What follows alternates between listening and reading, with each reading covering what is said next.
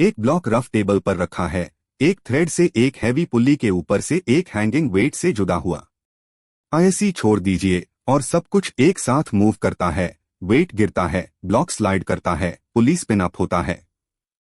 लेकिन फ्रिक्शन चुपके से एनर्जी चुरा रहा है। पहले टी सेकंड्स में वो कितना वर्क करता है देखिए।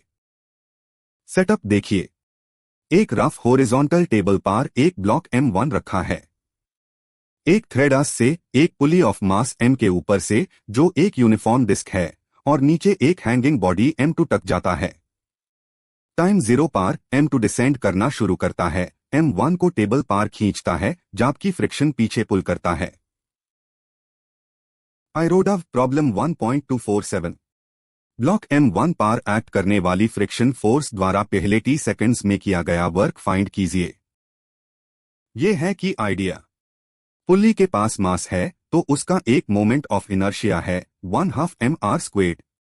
आईएससी स्पिन अप करने के लिए डू थ्रेड टेंशंस को डिफरेंट होना पड़ेगा और वो अनइक्वल पुल सिस्टम की इफेक्टिव इनर्शिया में एक एक्स्ट्रा m/2 ऐड कर देता है। फ्रिक्शन मीनवाइल हमेशा ब्लॉक की मोशन अपोज करता है तो वो नेगेटिव वर्क करता है, minus friction force times distance slid. पहले एक्सेलरेशन। पूरे सिस्टम के लिए न्यूटन्स लॉ डिस्क की इनर्शिया को फोल्ड करके देता है = m2 - k m1 times g divided by m1 + m2 + m/2।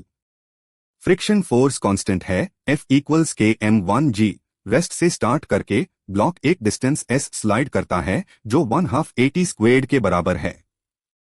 Friction पूरे रास्ते बैकवर्ड पॉइंट करता है तो उसका वर्क नेगेटिव है।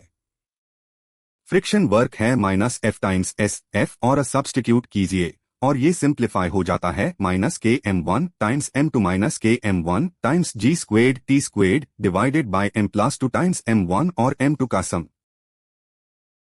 तो फ्रिक्शन नेगेटिव वर्क करता है k m1 times m2 - k m1 g² t² over m+2 times m1 और m2 का सम।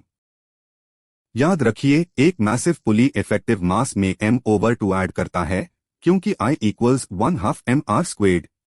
यहाँ फ्रिक्शन हमेशा नेगेटिव वर्क करता है और क्योंकि डिस्टेंस रेस्ट से t² के साथ ग्रो करती है, वर्क भी t² के साथ स्केल करता है।